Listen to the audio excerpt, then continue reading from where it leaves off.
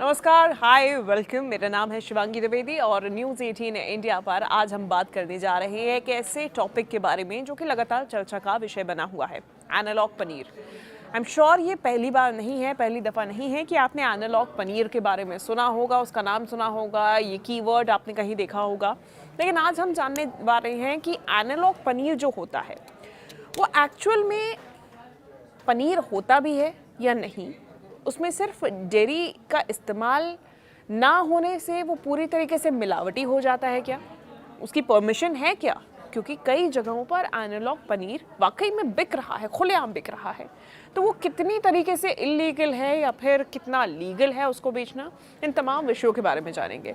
सबसे important question कि analogue paneer यदि आप किसी भी तरीके से कंज्यूम कर रहे हैं तो वो आपकी सेहत के लिए कितना हानिकारक है, और साथ ही साथ में अगर आपको जानना है कि आप जो पनीर कंज्यूम कर रहे हैं वो असली है या नकली है, तो फिर घर में ही टेस्टिंग सबसे आसान तरीकों से कैसे करें, इसके बारे में भी हम जवाब देंगे। तो चलिए शुरुआत करते हैं, एनालॉग पनीर के बारे में जानते हैं।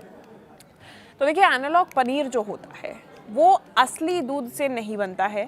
ये बहुत क्लैरिटी के साथ में आप समझ लीजिए, क्योंकि एनालॉग पनीर जो है वो असली दूध के बजाय पाम ऑयल, वनस्पति वसा जो कि वेजिटेबल फैट होता है, स्टार्च और रसायनों से बनता है। इसका जो सेवन होता है ये बैड कोलेस्ट्रॉल को बढ़ाता है। इसकी वजह से आपका पाचन खराब हो सकता है, आपके लीवर पर दबाव पड़ता है और दिल की बीमारी का भी खतरा एनालॉग पनीर को खाने से हो सकता है, क्योंकि इसमें जो प्रोटीन आप इनटेक सोच के समझ के पनीर खाते हैं वो शायद नहीं है। क्योंकि जो असली दूध है वो पोषण भी नहीं है और ना ही इसमें कोई भी गुणवत्ता वाली चीज़ है। सेहत पर इससे असर पड़ेगा ही पड़ेगा।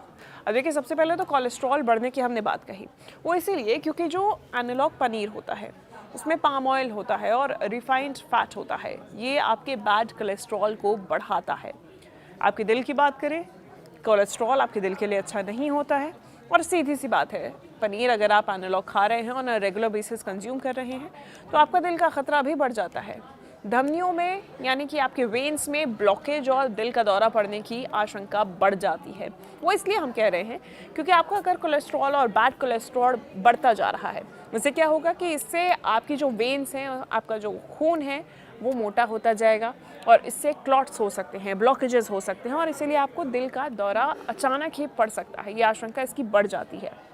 इसके अलावा जो आपका डाइजेशन है इसमें समस्या आ सकती है, क्योंकि जो एनालॉग पनीर होता है उसको बनाने के लिए स्टार्च का इस्तेमाल होता है, केमिकल्स का इस्तेमाल होता है। ये आपके पेट का जो पाचन की प्रक्रिया होती है, यानी कि डाइजेशन का आपका जो टाइम होता है, आपका मेटाबॉलिज्म होता है, इसको धीमा कर देता है। ऐसे में आपको गैस हो सकती है, एसिडिटी हो सकती है, आपको इनडाइजेशन हो सकता है जिसको आम भाषा में बदहजमी कहते हैं। इसकी वजह से आपको, अगर आपने दिन भर में कभी भी पनीर कंज्यूम किया है तो फिर बाकी टाइम पर कुछ भी खाने में आपको ऐसा लगेगा कि आप असहज महसूस कर रहे हैं, आप कंफर्टेबल महसूस नहीं कर रहे हैं, तो ये परेशानी हो सकती है। इसके अलावा आपके लिवर पर भी जोर पड़ेगा। देखिए, सिंथेटिक फैट आसानी से पचता नहीं है। अभी हमने बताया कि कैसे आपको इंडाइजेशन हो सकता है। इससे क्या होता है, लिवर को नुकसान होता है और ऐसे में आपके लिवर को बहुत ज़्यादा मेहनत करनी पड़ती है। आसान भाषा में आपको समझाएं तो बहुत ज़्यादा मेहनत करनी पड़ती है उस पनीर को पचाने के लिए। आपका लिवर लगातार काम करता है, उस पर दबाव आता है, उसको जोर पड़ता है और इस वजह से आपके लिवर को भी नुकसान होता है। अब देखिए, ये तो हो गए सीधे सीधे साइड इफ़ेक्ट्स या फिर आप हानिकारक इफ़ेक्ट्स कहें आपके एनालॉग पनीर के कंजम्पशन से, एनालॉग पनीर खाने से जो आपके शरीर पर पड़ सकते हैं। अब आते हैं कि किस तरीके से आप पोषण के लिए खाते हैं और नुकसान और क्या हो सकते हैं। सीधी सी बात है, आप पनीर का इंटेक क्यों करते हैं? आम तौर पे लोग प्रोटीन के लिए पनीर का इंटेक करते हैं। जो कि वेजिटेरियंस होते हैं उनके लिए एक अच्छा सोर्स ऑफ प्रोटीन पनीर को माना जाता है और कई लोग इसको रेकमेंड भी करते हैं। लेकिन वो पनीर एक्चुअल डेयरी पनीर होना चाहिए, डेयरी प्रोडक्ट से बना हुआ पनीर होना चाहिए, ना कि एनालॉग पनीर। अब अगर आप एनालॉग पनीर खा रहे हैं तो निश्चित तौर पे आपको पोषण नहीं मिलेगा, आप में प्रोटीन की कमी होगी, क्योंकि इसमें असली दूध जैसा उच्च गुणवत्ता वाला प्रोटीन और कैल्शियम है ही नहीं, गायब है। इसके अलावा आपका वज़न बढ़ सकता है क्योंकि ये अल्ट्रा प्रोसेस्ड होता है, इसमें हाई कैलोरी फैट होता है, इसलिए आपका मोटापा जो है वो तेज़ी से बढ़ सकता है। क्योंकि इतने ज़्यादा प्रोसेसिंग के बाद में एक तो आपके डाइजेशन में इतना टाइम लग रहा है, ऊपर से इसमें जो फ़ैट है वो फ़ैट आपकी बॉडी के लिए अच्छे नहीं है, कोलेस्ट्रॉल अच्छा नहीं है, तो इसीलिए आपका मोटापा तेज़ी से बढ़ सकता है इस प्रकार के पनीर के कंजम्पशन की वजह से। जो कंज्यूमर्स हैं उनके साथ में सीधे तौर पे ये धोखा है, क्योंकि इसे असली पनीर बताकर बेचने से लोग गुमराह होते हैं और मार्केट में यही हो रहा है। मार्केट में जो पनीर है उसमें क्लियरली बहुत ब्रांड्स ऐसे हैं जो कि मेंशन नहीं करते हैं कि ये जो पनीर है ये एनालॉग पनीर है या फिर डेयरी पनीर है, डेयरी प्रोडक्ट है। तो ये जो स्पष्टता है ये नहीं होने की वजह से कई लोग धोखे में आ जाते हैं। अब इसी वजह से कई राज्यों में इस पर सख्ती और प्रतिबंध लगाए जा रहे हैं। गवर्नमेंट की तरफ से स्ट्रिक्ट एक्शंस लिए जा रहे हैं कि आपको स्पेसिफाई करना होगा कि ये जो पनीर आप बेच रहे हैं क्या ये एनालॉग पनीर है या फिर डेयरी पनीर है, इसमें जो जो चीज़ें आपने बनाने के लिए, इसको प्रोसेस करने के लिए इस्तेमाल किया है वो क्या क्या इंग्रेडिएंट्स हैं आपको क्लियरली मेंशन करना होगा। जो लोग ये चीज़ भी नहीं समझ पाते हैं उनके लिए आपको क्लियरली पैकेजिंग पे ये बताना होगा कि वो डेयरी पनीर है, यानी कि डेयरी प्रोडक्ट से, दूध से बना हुआ पनीर है कि नहीं है। एनालॉग पनीर की देखिए घर पर अगर आपको पहचान करनी है, अब हम अहम मुद्दे की बात करते हैं। ये तो हो गया कि भाई अब एनालॉग पनीर नहीं खाना चाहिए, एक तरीके से मिलावटी पनीर है, दूध से नहीं बना हुआ है, लेकिन पहचान कैसे करें? आप ब्रांडेड पनीर लेके आ जाइए। कई ऐसे ब्रांड्स हैं जो कि फेल हो गए टेस्टिंग में क्योंकि उनका पनीर असली पनीर नहीं था। अब आप घर में कैसे पहचान करें? सबसे आसान और सटीक तरीका है आयोडीन टेस्ट, क्योंकि इस नकली पनीर को गाढ़ा करने के लिए जो भारी मात्रा में स्टार्च है, उसको हम अरारोट भी कहते हैं, आलू का पाउडर भी कहते हैं, ये स्टार्च मिलाया जाता है गाढ़ा करने के लिए नकली पनीर में। तो आप क्या कर सकते हैं, जो टेस्ट है वो मैं आपको अब आसान भाषा में बता दूं। आप घर पर इन 5 आसान तरीकों से असली और एनालॉग पनीर का फ़र्क पकड़ सकते हैं। पहला मैं आपको बता रही हूँ आयोडीन टेस्ट, जिसे बीटाडीन टेस्ट भी कहते हैं। इसमें क्या करना है, पनीर के एक छोटे से टुकड़े को आप पानी में 5 मिनट तक उबाल लीजिए और इसके बाद ठंडा होने दीजिए। अब इस पर आप आयोडीन टिंक्चर या फिर मेडिकल स्टोर पर मिलने वाले बेटाडीन की 2 से 3 बूंदें डाल दीजिए। आपको बेटाडीन कहीं भी मेडिकल स्टोर पे मिल जाएगा, या फिर आप आयोडीन टिंक्चर भी कहीं से आप मंगा सकते हैं किसी सोशल साइट से। उसके बाद में आप इसको 2 से 3 बूंदे डालिए, आप घर पे रखिए आयोडीन टिंक्चर या फिर बेटाडीन को, और ये टेस्ट करने के लिए डे टू डे बेसिस पे आप जब पनीर का कंजम्पशन करना चाह रहे हैं तो आप इसको डालिए, 2 से 3 बूंदे डालिए। अगर पनीर का रंग नीला या फिर गहरा बैंगनी हो जाता है, समझिए नीला या गहरा बैंगनी, तो फिर ये एनालॉग पनीर है, यानी कि स्टार्च की मिलावट के कारण ये असली पनीर नहीं है और इसका रंग नहीं, अगर देखिए असली पनीर होगा तो रंग नहीं बदलेगा, अगर ब्लूइश सा डार्क पर्पल सा शेड आ जाता है यानी कि एनालॉग पनीर है। सीधी सा ये बेसिक टेस्ट है। दूसरा टेस्ट बताते हैं, मसलने का टेस्ट। आप हाथ से जांच कर सकते हैं। वो कैसे कर सकते हैं? पनीर के टुकड़े को अपनी उंगलियों और हथेलियों के बीच में रख के आप जोर से उसको मसलिए।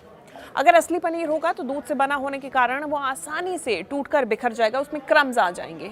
अब ये क्या है, इसके विपरीत अगर एनालॉग पनीर है जो पाम ऑयल या फिर केमिकल्स के कारण बना हो, वो चिपचिपा रबड़ जैसा खींचेगा और फिर जल्दी टूटेगा भी नहीं, यानी कि वो रबड़ी टेक्सचर का होगा, जैसे कि इरेजर भी होता है लेकिन थोड़ा सा उससे सॉफ्ट, इरेजर से सॉफ्ट, लेकिन क्रम्बल नहीं होगा, यानी कि टुकड़ों में नहीं होगा।